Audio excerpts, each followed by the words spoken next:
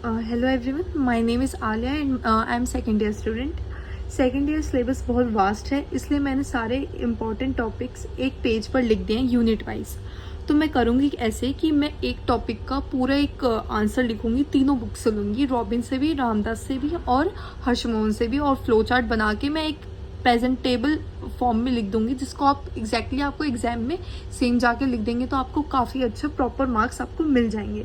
तो मैं करूँगी कैसे कि मैं पैथो से शुरू कर रही हूँ, कि उसके बाद मैं फार्मा को कवर करूँगी, उसके बाद मैं माइक्रो को कवर करूँगी। मेरा टारगेट ये है कि मैं एक मंथ में पैथो कंप्लीट करने की कोशिश करूँ, उसके बाद एक मंथ में माइक्रो और फार्मा एक मंथ में। तो मेरे ख्याल से सितंबर या अक्टूबर के शुरू में मेरा सिलेबस कंप्लीट हो जाएगा। उसके बाद हमारे पास काफ़ी टाइम होगा कि हम रिवाइज कर पाएँ, जैसे कि हमारा फाइनल एग्जाम नवंबर या दिसंबर में होगा। तो आपको करना क्या होगा, बस आप मेरे नोट्स को फॉलो करें तो आपको काफ़ी अच्छे मार्क्स मिल जाएंगे। तो सबसे पहले मैंने सीवीएस यूनिट को उठाया है, क्योंकि सीवीएस यूनिट अभी मेरा चल रहा है कॉलेज में, तो मैं साथ में पढ़ भी लूँगी तो मेरे लिए ज़्यादा फायदेमंद होगा। बाकी आपकी मर्ज़ी, मैं आगे भी कोई वीडियोस डालूंगी, आप उस टॉपिक से भी शुरू कर सकते हैं। तो सीवीएस में सबसे इंपॉर्टेंट टॉपिक मैंने अपने प्रीवियस ईयर क्वेश्चन के अकॉर्डिंग किया है, कि प्रीवियस ईयर क्वेश्चन में जो मेरे आए थे मैंने उस अकॉर्डिंग किया है। अब आपको लगेगा कि काफ़ी सारे टॉपिक्स जो हैं वो बार बार रिपीट हो रहे हैं, तो ऐसा होगा, बट इसमें मैंने वैसे क्वेश्चन लिखे हैं जो पूछे जाते हैं एग्जाम में, फाइनल एग्जाम में। मैंने डायरेक्टली मतलब मायोकार्डियल इन्फार्क्शन पे नोट वैसे नहीं लिखा है, मैंने जो क्वेश्चन पूछे जाते हैं उसके अंदर से उस फॉर्म में लिखा है। तो मैं स्टार्ट करती हूँ। Difference between vegetation in rheumatic heart disease and infective endocarditis.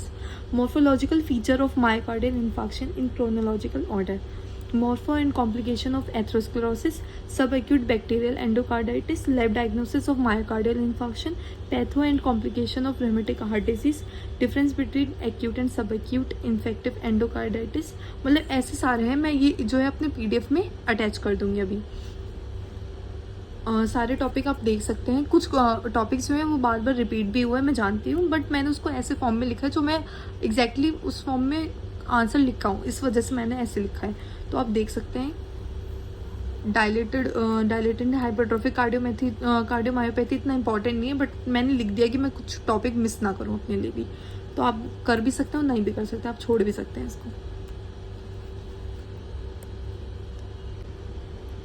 ये सबसे ज़्यादा इम्पॉर्टेंट टॉपिक है। जैसे describe myocardial infarction, morphological changes, उसका ग्रॉस, उसका माइक्रोस्कोपिक, उसका पैथोजेनेसिस, मॉर्फोलॉजी, क्लासिफिकेशन, कॉम्प्लिकेशन। मतलब मायोकार्डियल इन्फार्क्शन तो सबसे ज़्यादा इंपॉर्टेंट है और सबसे ज़्यादा इसका लॉन्ग क्वेश्चन जो होता है वो पूछा जाता है। और बाकी शॉर्ट नोट में आप ये सारे शॉर्ट नोट वाले क्वेश्चन आ जाएं। और ये रोमेटिक हार्ट डिजीज़ भी बहुत इंपॉर्टेंट है, जिसमें लॉन्ग क्वेश्चन भी आ सकता है और शॉर्ट क्वेश्चन भी आ सकते हैं। तो ये सारे इंपॉर्टेंट टॉपिक हो गए हैं, और बाकी मैं एक एक करके सारे टॉपिक कवर करूँगी आगे वाले वीडियोस में। Thank you. आप सब्सक्राइब करें, लाइक करें और शेयर करें। अगर आपको पसंद आए तो प्लीज़ लाइक करें।